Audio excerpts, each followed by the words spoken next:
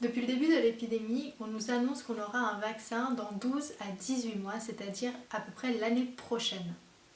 Pourquoi est-ce que les vaccins prennent aussi longtemps à être fabriqués, à être produits? C'est ce que l'on va voir dans la vidéo d'aujourd'hui. La première chose qu'il faut comprendre, c'est comment se déroule la mise sur le marché, la production, la création d'un vaccin en temps normal. Et on verra ensuite comment ça se passe en temps de pandémie, comme c'est le cas en ce moment. En temps normal, la création d'un vaccin passe par plusieurs étapes. On a tout d'abord ce que l'on appelle des tests précliniques pendant lesquels on va essayer d'identifier l'antigène qui va provoquer une réponse immunitaire. C'est cette réponse immunitaire qui va être à l'origine de la protection que va conférer le vaccin contre le virus. Une fois qu'on a identifié cet antigène, on va le tester pendant les tests précliniques sur des animaux pour essayer de comprendre la tolérance et l'efficacité de ce futur vaccin, de ce candidat vaccin.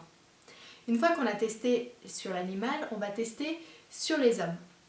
Et là, on va passer par 3 étapes différentes, ou phases, phase 1, phase 2 et phase 3. Dans la phase 1, on va tester le vaccin sur des volontaires sains en très faible nombre. Ensuite, on arrive en phase 2, on va augmenter un petit peu le nombre. Et enfin, en phase 3, on va tester sur un très grand nombre de personnes pendant une très longue durée. C'est là qu'on va avoir le plus de résultats, mais c'est aussi la phase qui est la plus complexe à mettre en œuvre. Une fois qu'on a eu ces résultats, on va pouvoir déposer un dossier auprès des autorisés qui vont pouvoir statuer sur une autorisation ou pas de commercialiser le médicament.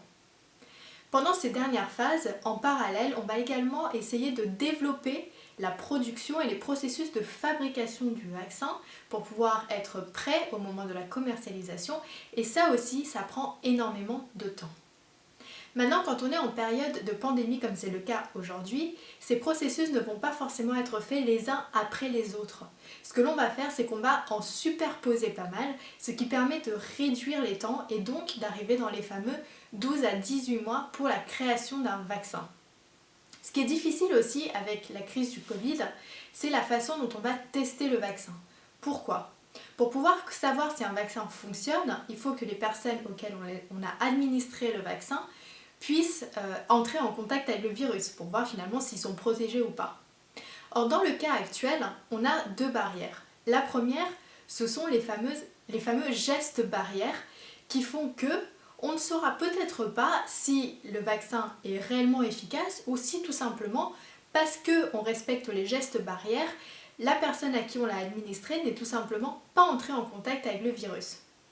De la même manière, si on respecte le confinement, si on respecte les gestes barrières maintenant, on peut aussi réduire la présence du virus, la circulation du virus sur le territoire, et c'est tout l'enjeu. Sauf qu'avec la circulation du virus qui réduit, encore une fois, on va avoir un peu plus de mal à interpréter les résultats du vaccin pour savoir s'il est réellement efficace. Vous l'aurez compris, produire un vaccin pendant un temps de crise, dans l'urgence, c'est extrêmement compliqué.